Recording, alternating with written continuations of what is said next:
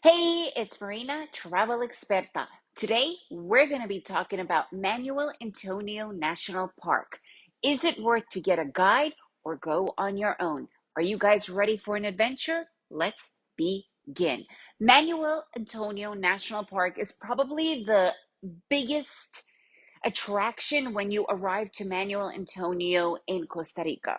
It is definitely the number one thing that you should do simply because it's really cool. Secondly, it's also where you can see the most wildlife. It's really well preserved and taken care of. It is a national park, so it is completely run by the Costa Rican government. And the one thing about Costa Rica is they really value their nature reserves and their national parks because that is what makes Costa Rica known for what Costa Rica really is all about, right? The whole nature and ecosystems.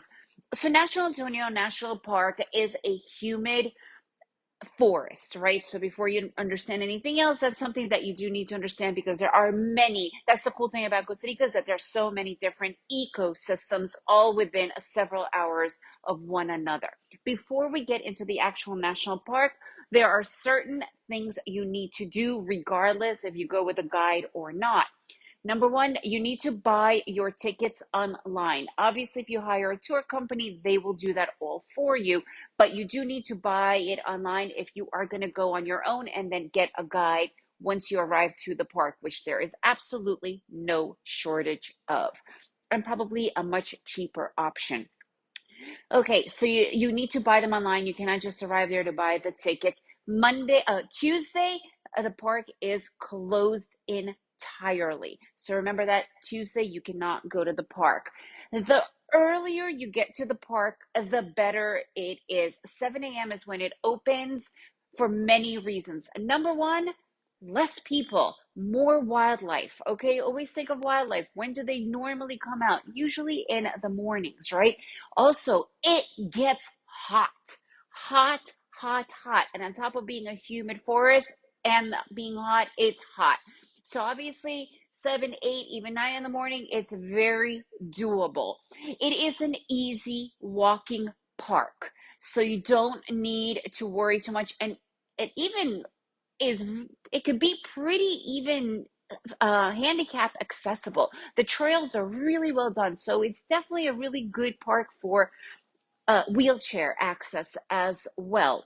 You do need to wear comfortable shoes. You don't need to wear sandals, even though there are portions of the park that leads you to the beach, which you could go on the beach whenever you want and just hang out and swim. Several things. You are not allowed to bring anything at all into the park other than water and your phone and obviously a camera if you're bringing that. No food whatsoever because they do have a little store, little tiny restaurant inside, but also to keep it really clean. And because of that, really minimizes the garbage. Okay, so you really need to remember that. There's a beautiful trail that you could take all along, or there's a main road. So, and they're pretty much similar in all ways. Like I said before, they do have bathrooms inside. It's very well taken care of. Now, is it worth to go with a guide? So it's about $18, including tip, to enter the park if you're just going to go on your own per person. Obviously, for a child, it's a little bit cheaper. With a guide, depending on the guide that you either hire beforehand or a guide that you get at the door, they will range between $45 to $65 per person. They do have a binocular. If you're lucky, you might see several animals. The tour will take you much longer. You certainly will learn about the flora and the fauna. I personally did not see a reason for it, but you could certainly enjoy that. You know, you do learn a lot. They all speak really good English. There are many guides right there at the park itself. So you can always find a good guide, even if you don't find one before that, right? So you do need to remember during busy season, it gets packed like a Disney World packed. I came off season because that's when I usually like it. And even though I came at 8:30 in the morning, by the time I was leaving around 9:30, 10, it was getting packed. I was totally impressed the fact that there's so many people, but I cannot even imagine the amount of people that are going to be there during the busy season. So remember, really calculate your time. So if you're going to be coming during the busy season, get there at 7 in the morning. Be the first ones there. The majority of people come 9, 10 a.m. and much later. The park closes at 4 p.m.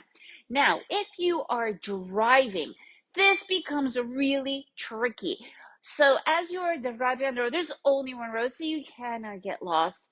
You will start to see people looking very official, telling you to pull over, questioning this, and they're like, okay, you have to park here.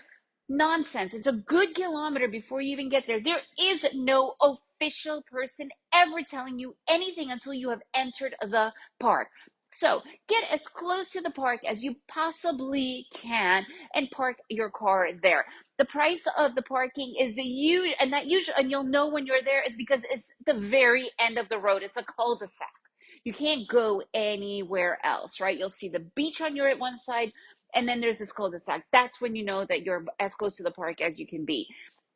Parking is usually around $7, $8, and you can leave it there all day. So you can hang out at the park as much as you want. There is no official parking lot for the national park, so you do have to park in a private lot beforehand. Just remember, there are going to be a ton of people waving you down. Those are all lies. You could get scammed very easily like that, and they could charge you too much, only for you to find out that you're really far away. So just get to the cul-de-sac and then figure out where you want to park. That is a really important thing. So again, it really is up to you how much knowledge you have about wildlife. Do you really want to learn about every single little tiny plant and stick and tree? Obviously, some people really enjoy that, and I respect that, but some people get bored, right? And some people just want to enjoy the park on their own. So you need to understand your own taste. But I do know from my own experience, they're going to tell you that you're going to see all this wildlife. You might see one or two things extra with the guides, but not really. It's more about learning about the flora rather than the actual fauna, right? Because you might get lucky and you might see a sloth or whatnot, but there's lizards everywhere. You'll probably see that sloth. You'll see deer. So monkeys, they're becoming more rare all the time. So remember, this is really up to you, but you do need to take into account all the other to-dos that I have mentioned in this episode. If you have any other questions or any other feedback, please let me know. If you enjoyed this episode, please leave me a review, share it with your friend, and remember to make every day an adventure.